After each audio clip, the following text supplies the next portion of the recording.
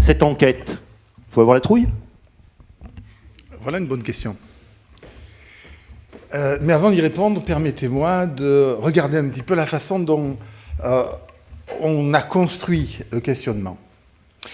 Alors, cette enquête a une histoire. L'histoire commence en 2009 dans le cadre du plan national pour l'alimentation du ministère de l'Agriculture. Il y a un appel d'offres et à l'Université de Toulouse, au CERTOP, on fait une proposition d'essayer de voir si on peut renouveler l'approche en termes de signaux faibles. Est-ce qu'on pourrait développer d'autres méthodes? On fait un premier travail sur Midi-Pyrénées, puis le ministère dit on pourrait peut-être aussi le faire sur l'Île-de-France pour pouvoir comparer. On avance, puis 2 ans après, dans le cadre du baromètre du ministère de l'Agriculture, Pascal Ebel et le Crédoc utilisent les outils pour le tester en grandeur réelle. Ça fonctionne, et puis on décide, effectivement, on va peut-être essayer de refaire ce travail avec un échantillon lourd et puis de l'actualiser. On a maintenant 3 enquêtes, même si elles ne sont pas tout à fait complètement comparables, mais qui nous donnent quelques éléments avec les mêmes outils et les mêmes méthodes. Alors, allons-y. Je voulais faire une déclaration d'intérêt avant. Je suis sous influence d'un lobby extrêmement puissant, qui est le lobby des sociologues de l'alimentation, de l'Université de Toulouse, accessoirement du CNRS, et, bon, au-delà des blagues, hein, on a des intérêts, tous. Et il y avait cette belle phrase de Durkheim qui disait « La recherche ne mériterait pas une heure de travail si elle n'était pas socialement utile. » Est-ce qu'on pourrait essayer de se donner ça comme objectif en cette journée? Alors le titre, qu'est-ce qu'il peut vouloir dire? Il peut vouloir dire qu'on a un tas d'injonctions, on nous dit « t'inquiète pas », mais de part et d'autre, du côté scientifique, du côté des filières, et le consommateur il est là, et il a des inquiétudes, donc on ne reconnaît pas toujours comme légitime. Ah ça c'est des conneries de bobos, on entend parfois. Ça c'est, etc. Et on va essayer de se regarder ces questions et comment ça fonctionne et quel statut on pourrait leur donner. Guy Pailloudin avait fait ce beau livre, hein, déjà dont on pourrait accepter la tutelle d'une réflexion entre science, agriculture, agroalimentaire et société. Alors je vais travailler en 3 temps. Dans un premier temps, je vais essayer de voir comment cette question des signaux faibles et la question des théories du risque nous a cadré depuis une 30aine d'années le rapport à l'alimentation, en surdéveloppant la problématique sanitaire et en passant au second plan un certain nombre d'autres questions. Alors bien sûr, les sociologues, on est là en permanence à essayer de rappeler ces autres questions. Mais assez régulièrement, on nous fait sentir que c'est quand même pas aussi important que les choses qui sont centrales, qui débouchent sur de la mortalité ou qui débouchent sur de la morbidité. Dans un deuxième temps, j'essaierai de voir comment cette question, par les inquiétudes, permet de donner une légitimité à la pensée de monsieur et madame tout le monde et nous permet de le prendre mieux en compte. Et puis ensuite, on basculera sur l'enquête et je vous proposerai quelques résultats. Qu'est-ce qu'on a appris des crises? On a appris qu'il y a une dynamique de la crise. Vous voyez ici la dynamique de la présence médiatique de la crise de la vache folle. Vous voyez cette longue période, Jocelyn a travaillé longtemps sur cette question, cette longue période, Jocelyn Rode, où la crise est présente dans les médias. Il y a des articles scientifiques, 50 millions de consommateurs a fait un petit bout de papier, Le Monde a fait en page 17, une demi-page. C'est là. Pour autant, on va dire la crise dort.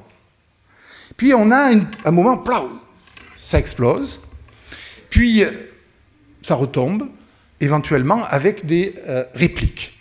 Alors on peut le théoriser un petit peu. Il y a une phase très longue.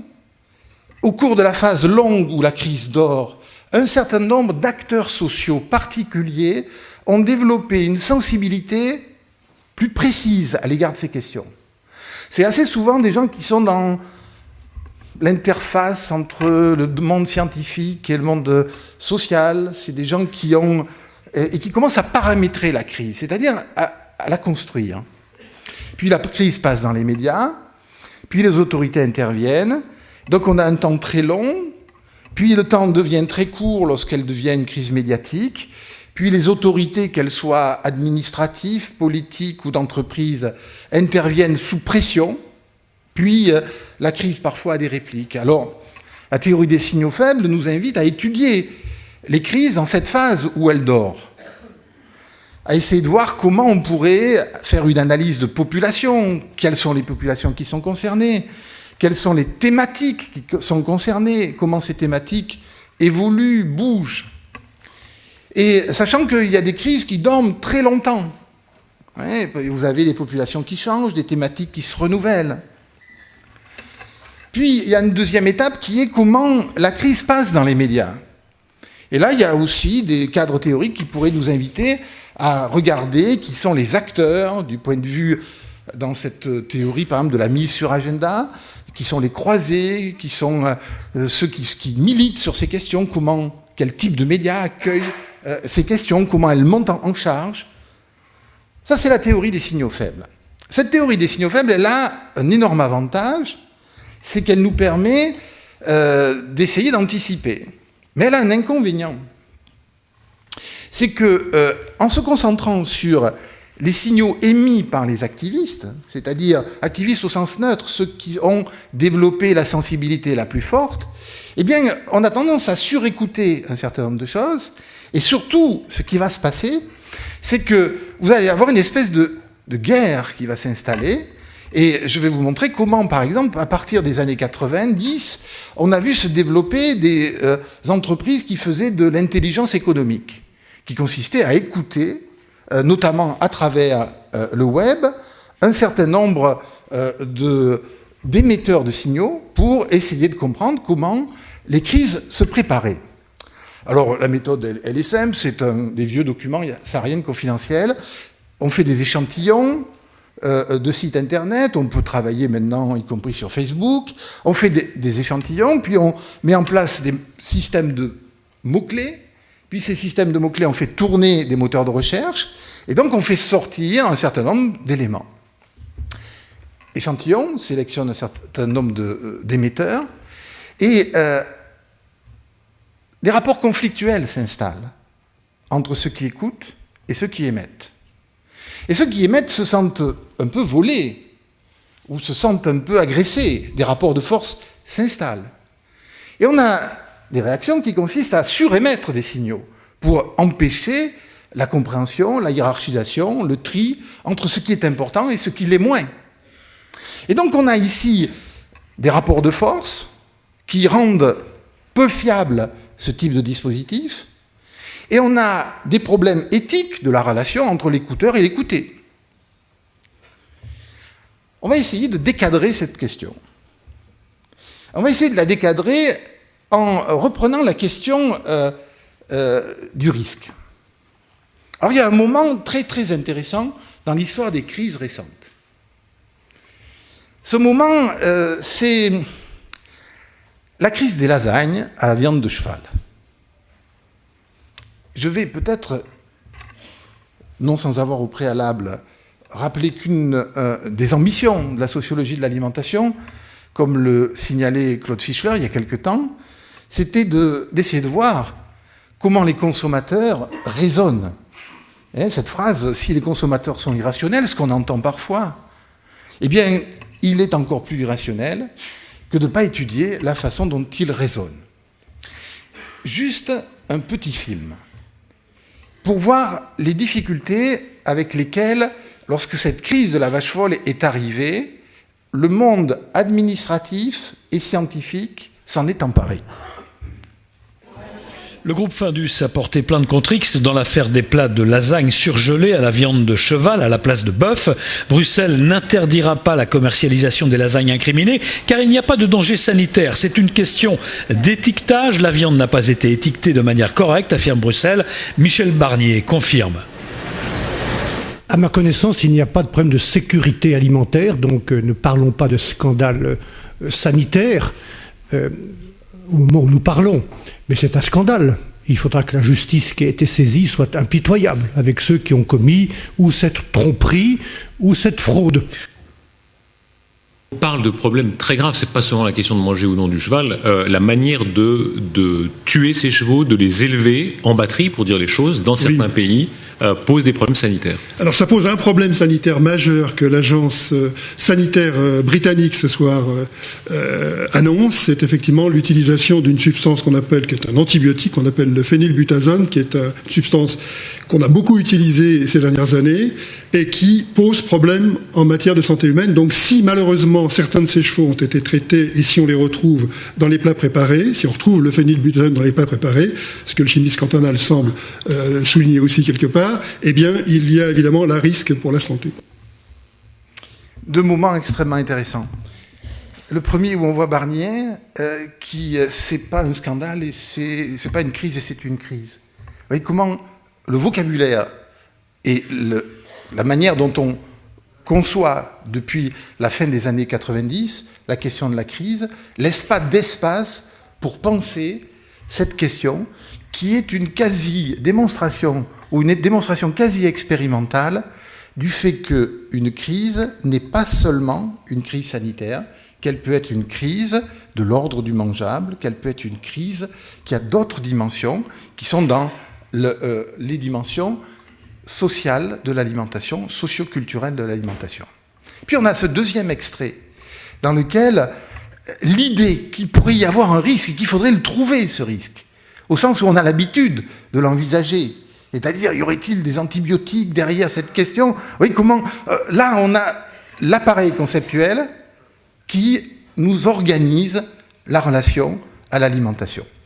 Alors, il y a cette crise, on voit bien que la question du cheval est une question complexe. Pour un certain nombre d'entre nous, le cheval est sorti de l'ordre du mangeable.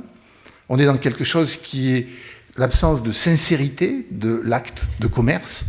Et de ce point de vue, on nous prend pour des imbéciles, et c'est quelque chose qui est assez désagréable, mais qu'on est bien dans quelque chose qui est une crise sans risque.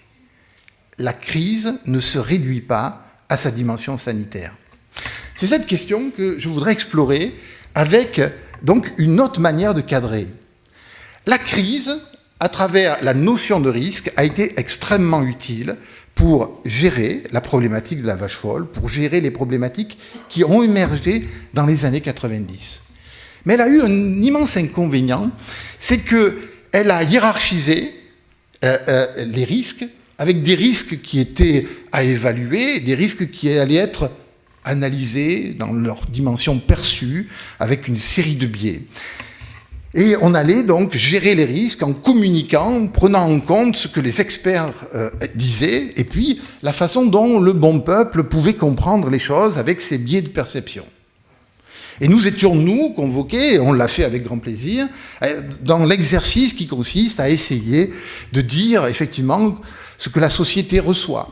Et puis ça a développé tout un courant, des courants au sein de la sociologie et des sciences sociales sur cette question du risque. On va le regarder très rapidement.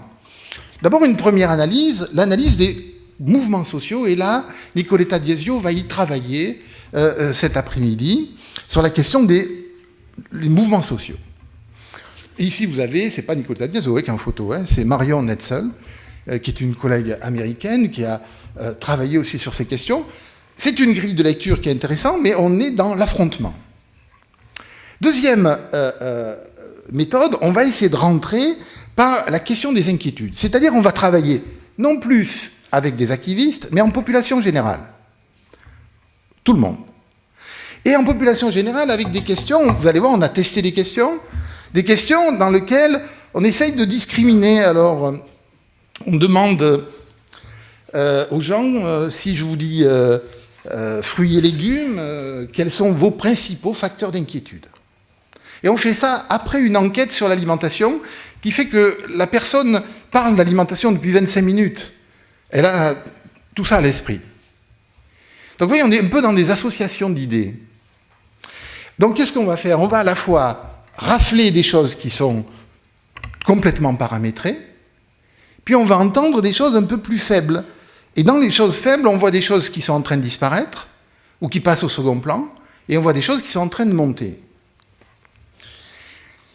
Alors cette notion d'inquiétude, elle a une histoire. Il faudra qu'on la fasse de façon encore plus longue. Au petit déjeuner, je discutais avec un collègue qui me disait, mais moi aussi j'ai utilisé, et je pense, je vous donne juste 2 ou 3 pointes ici. Jean Claudian, dans un article des Cahiers de nutrition, dans les années 80, faisait un article, quelques réflexions sur les inquiétudes alimentaires de notre temps. On est avant les crises. Claude Fischler a utilisé ce vocabulaire dans les périodes qui précèdent aussi la crise. Jean-Pierre Corbeau a utilisé ce vocabulaire, le vocabulaire de l'incertitude aussi. On va travailler pour essayer de repérer comment il y a un fond scientifique, conceptuel sur cette notion. Puis, avec le CREDOC, on a donc testé la notion de risque, la notion d'inquiétude, la question de problème, parce qu'il y a dans la sociologie américaine tout un grand courant qu'on appelle le courant des problèmes sociaux. Ça ne fonctionne pas très très bien en France, la notion de problème.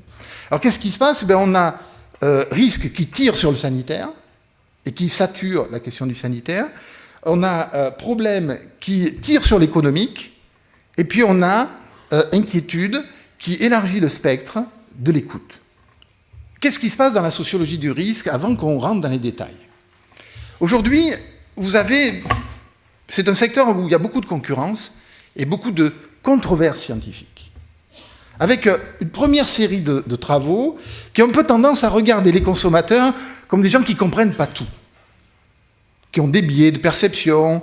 Alors c'est toute une grande tradition derrière Peter Slovic, et la critique qui leur est adressée, c'est que cette critique, cette tradition pourrait, je vais utiliser plusieurs conditionnels puisque je prends la critique, contribuer un peu à discréditer le consommateur et d'une certaine façon à légitimer la gestion administrative et politique, économique de la crise. De l'autre côté, on a un courant en réaction à celui-ci, qui dit mais le consommateur, il y voit très clair. Parfois même, il y voit plus clair que vous ne l'imaginez, et le concept de lanceur d'alerte a émergé pour pointer des rôles d'individus qui, à la frontière de la décision économique ou politique, sont parfois à même d'en dévoiler un certain nombre de dimensions cachées. Idéalisation critique du consommateur. Le lanceur d'alerte, par moment, peut être dans une posture d'idéalisation, n'est pas lanceur d'alerte qui veut. Donc on a une première tension, ici, entre la critique de l'irrationalité du consommateur et, de l'autre côté, la clairvoyance des lanceurs d'alerte. Puis, de l'autre côté, il y a le statut des scientifiques, avec une première lecture qui a tendance à idéaliser le scientifique, porteur de l'objectivité, avec une évaluation, la neutralité, l'absence de conflit d'intérêts, et une vision positive de la science, positiviste, une politique evidence science-based. En même temps, quand on regarde le monde scientifique, on s'aperçoit qu'il y a parfois des controverses, qu'elles sont même structurantes de l'avancée de la science, que les intérêts ne s'arrêtent pas à la porte des laboratoires, et que les intérêts ne sont pas seulement des intérêts de type économique, que les intérêts, ils sont structurants du rapport, du fonctionnement des organisations scientifiques pour obtenir des places, pour obtenir des bourses, pour obtenir des moyens pour ces étudiants, pour faire de la recherche, etc. Et donc il y a des différentes manières d'utiliser les relations et d'utiliser l'absence d'intérêt supposé.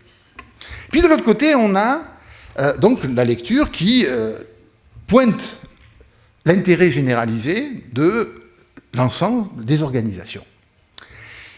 Cette lecture, on pourrait essayer de la dépasser en faisant 2 choses. La première, c'est en acceptant l'idée qu'il n'y a pas de non-intérêt, mais il y a des intérêts particuliers et des intérêts collectifs. Et que la question, c'est l'arbitrage des intérêts. Si on rêve à l'absence d'intérêt, dans la Haute Autorité de Santé, il y a quelque temps, je m'étais amusé à faire la liste des gens qui déclaraient aucun intérêt, et pour de mémoire, on est à moins de 20%. Donc la question, il y a une question de fond, c'est la question du double bind dans lequel sont les chercheurs. double bind qui consiste à dire faire de la recherche finalisée qui pourrait être utile à la société, ça pourrait avoir un sens. Et puis de l'autre côté, quand il y a des connexions avec des secteurs économiques ou des secteurs appliqués, on dit mais à quel intérêt êtes-vous affilié? Eh bien, on peut déclarer des intérêts et on peut tenter d'arbitrer ces intérêts. Le deuxième élément, c'est que tout ça, ça se passe dans une arène dans laquelle il y a des intérêts croisés. Alors, les chercheurs ont des intérêts, oui. Les industriels ont des intérêts, oui. Les médias ont des intérêts.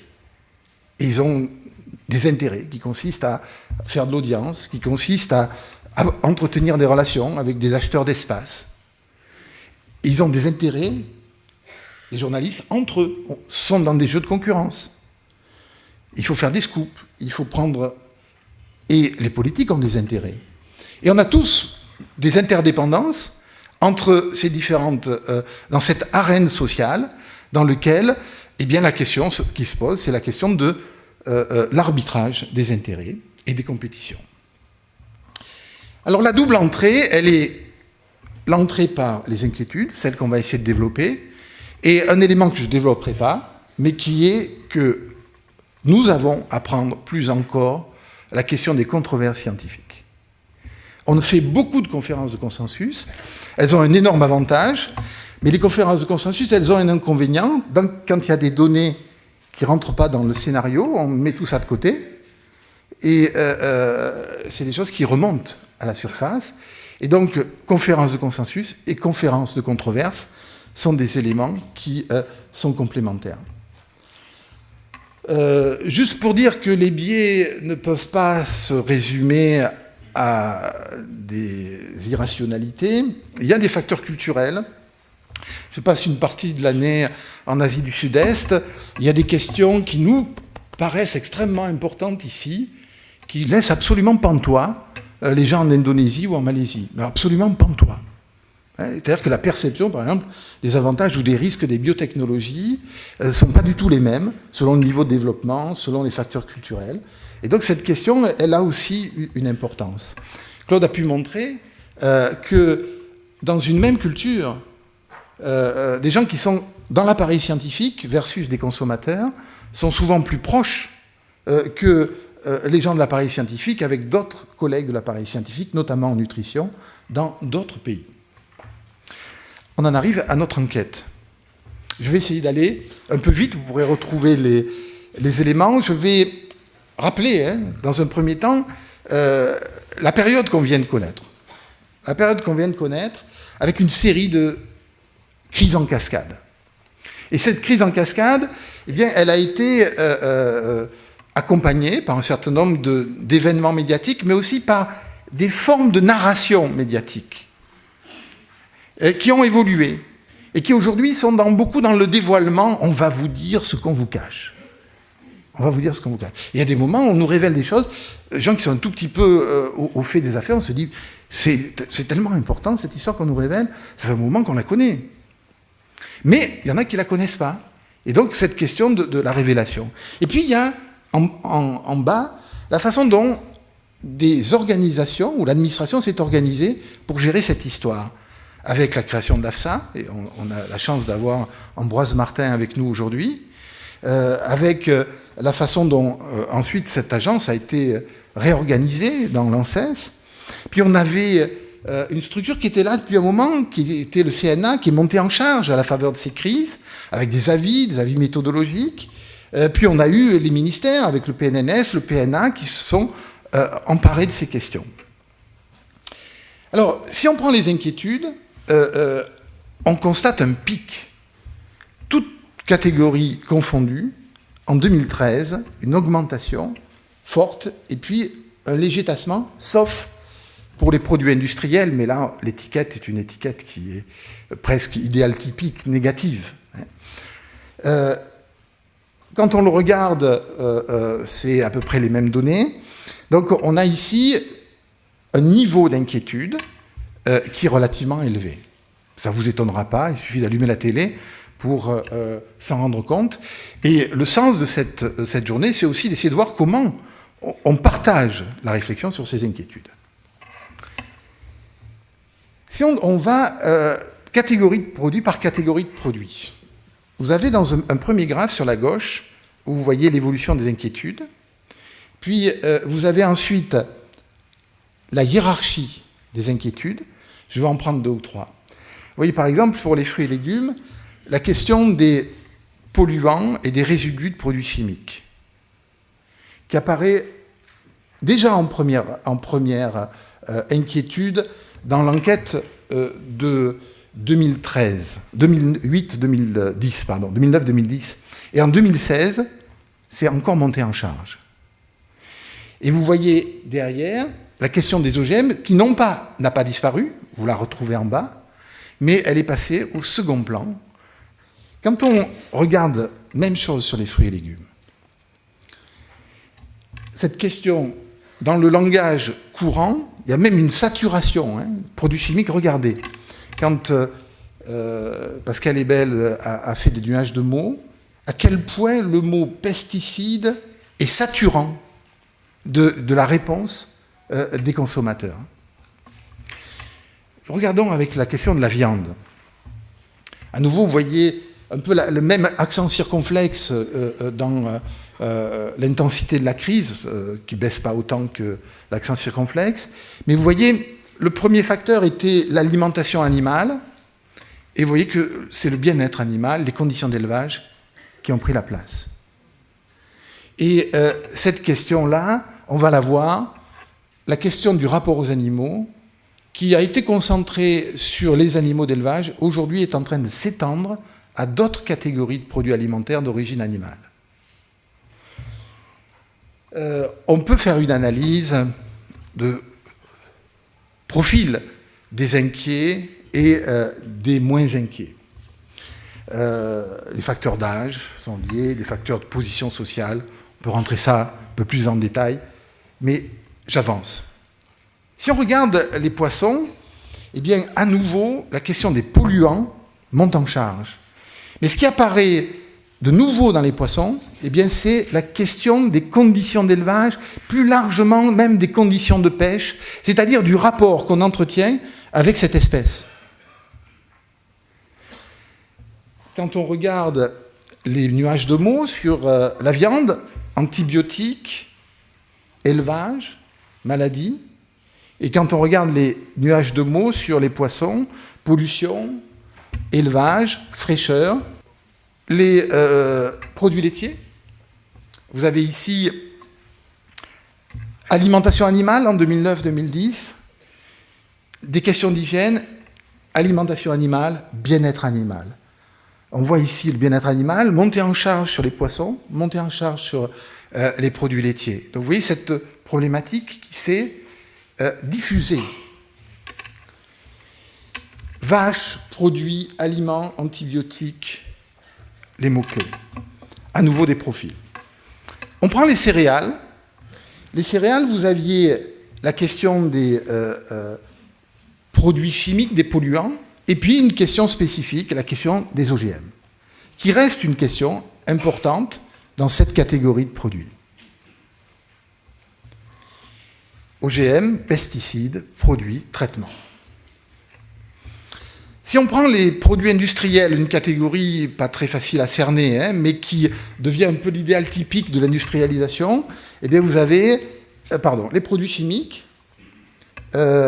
Entendez par là une catégorie qui est un petit peu plus complexe, c'est les additifs, c'est des éléments qui permettent des conservateurs, qui constituent une source d'inquiétude, mais qui était très forte, qui est un peu tombée, et on voit monter une deuxième source d'inquiétude autour des caractéristiques du produit.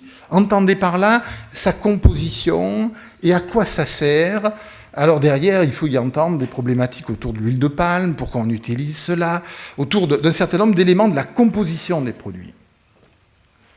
Conservateurs, additifs, colorants, etc. J'avance et je vous fais voir 2-3 éléments comment on peut traiter ces données.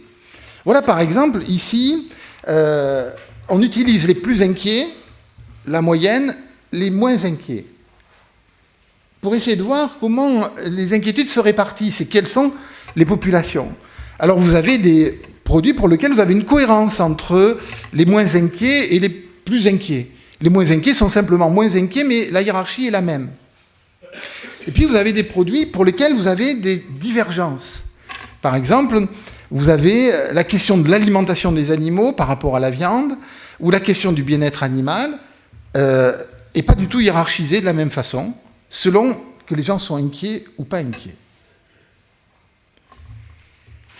La question des poissons a également des formes de hiérarchisation différentes, et surtout on voit pointer des choses curieuses qui méritent une certaine attention, c'est comment la question des OGM font l'apparition dans l'alimentation animale des poissons.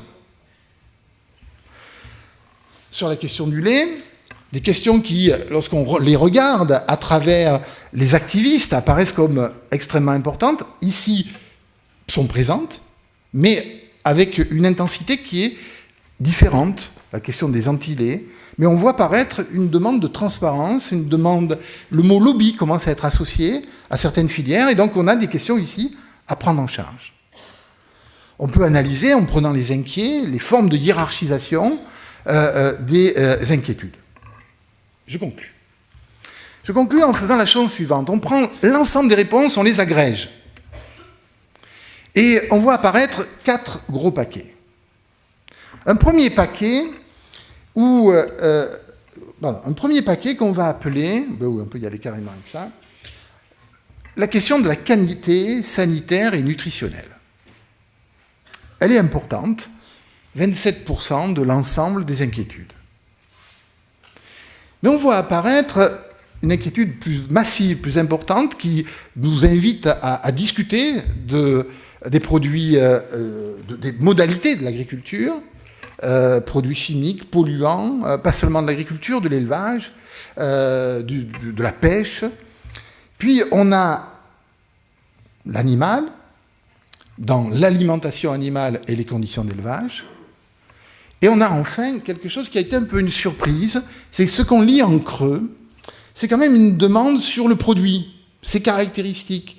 Quand on a commencé à traiter l'enquête, l'idée est apparue que peut-être il fallait rajouter une catégorie qu'on n'avait pas envisagée au départ.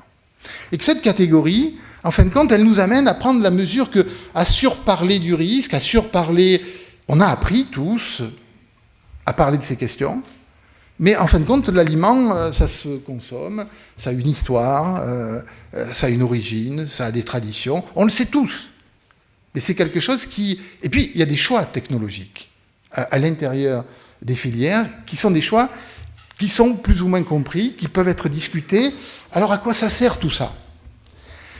Ça sert tout d'abord à remettre les inquiétudes comme quelque chose de légitime, et pas quelque chose qui est de l'ordre du secondaire.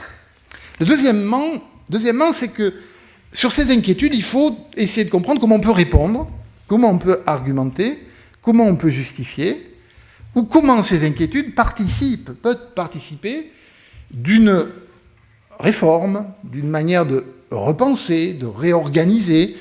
L'idée peut-être un peu naïve qu'il puisse y avoir des co-construction entre différents acteurs de l'arène sociale pour reconstruire ce qu'on pourrait appeler une sorte de consensus ou de pacte ou de ce que vous voulez. Ça semble être à la mode, le mot pacte. Pourquoi pas? Ça l'a été au sortir de la Deuxième Guerre mondiale, lorsque certaines décisions politiques ont été prises, notamment de créer de la recherche agronomique pour épauler les agriculteurs avec comme objectif nourrir la nation. Cette question de la reconstruction de relations est une question qui peut avoir une actualité. Et je terminerai par, sans doute, la principale révolution paradigmatique, c'est d'abandonner l'idée qu'on pourra réinstaller la confiance.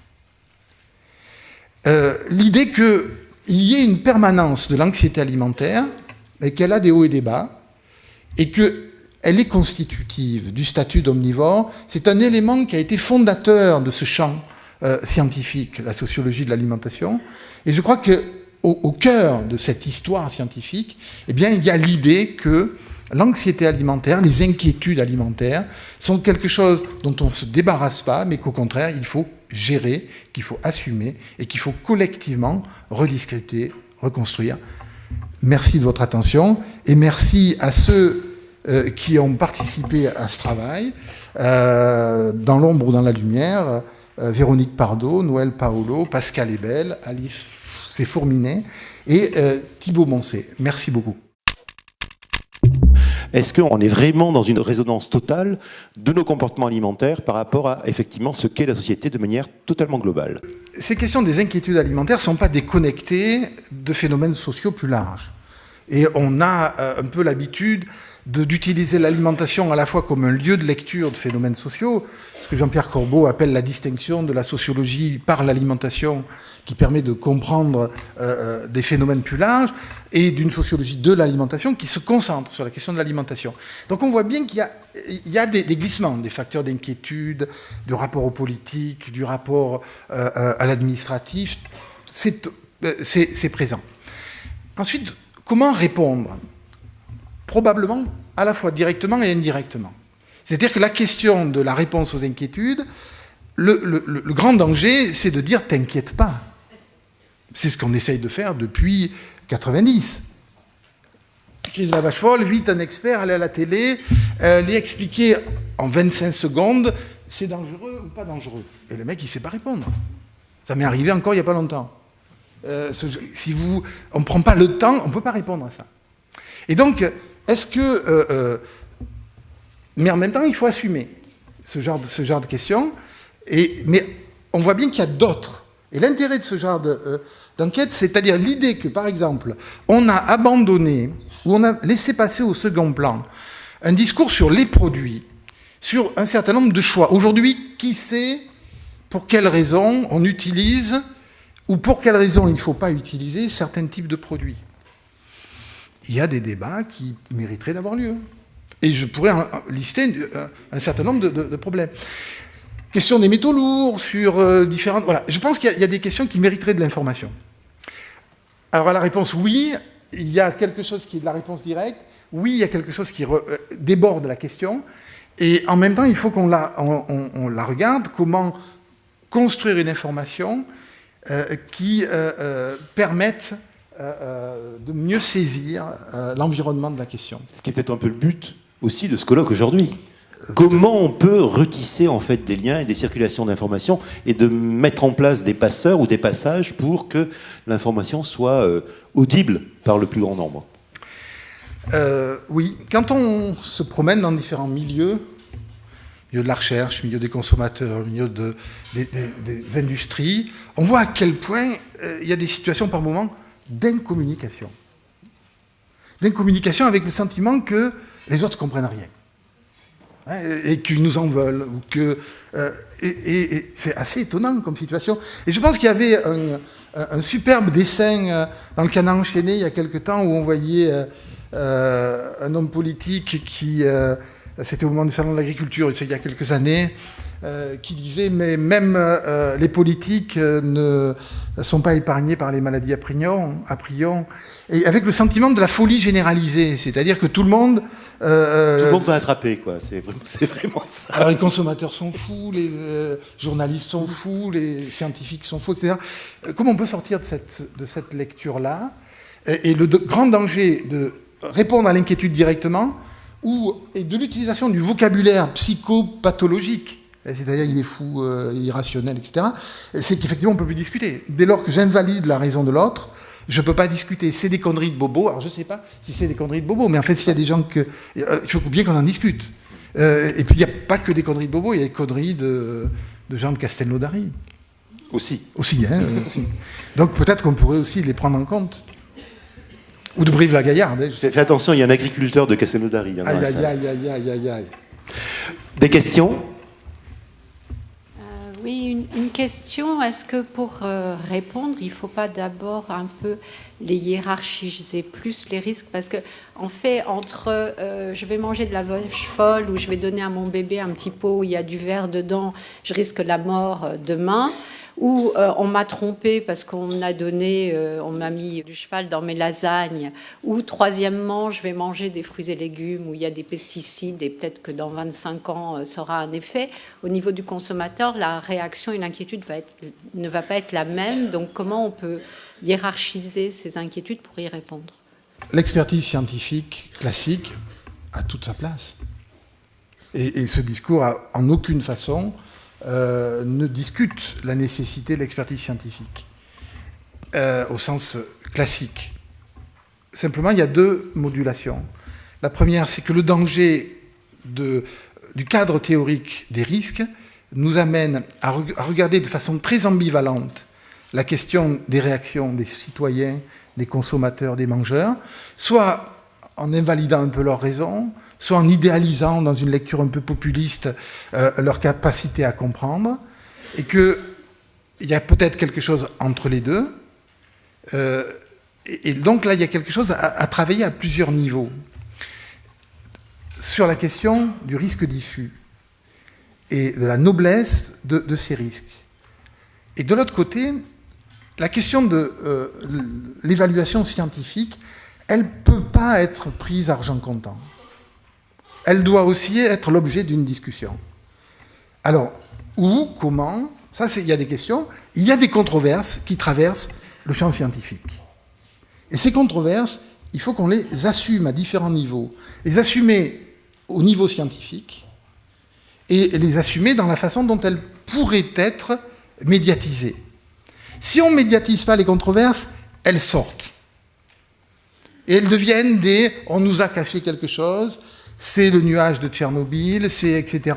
On va vous raconter tout ce qu'on vous cache. S'il y a des controverses scientifiques, et il y en a, les connaissances scientifiques font bouger les choses.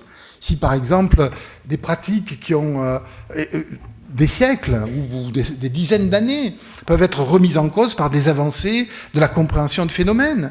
Si par exemple, il ne faut plus utiliser de nitrate dans la charcuterie, en tout cas, faudrait-il que les experts vraiment qui connaissent cette question y réfléchissent, évaluent cette question, et que ça se fasse dans des instances scientifiques, puis qu'ensuite on communique dessus.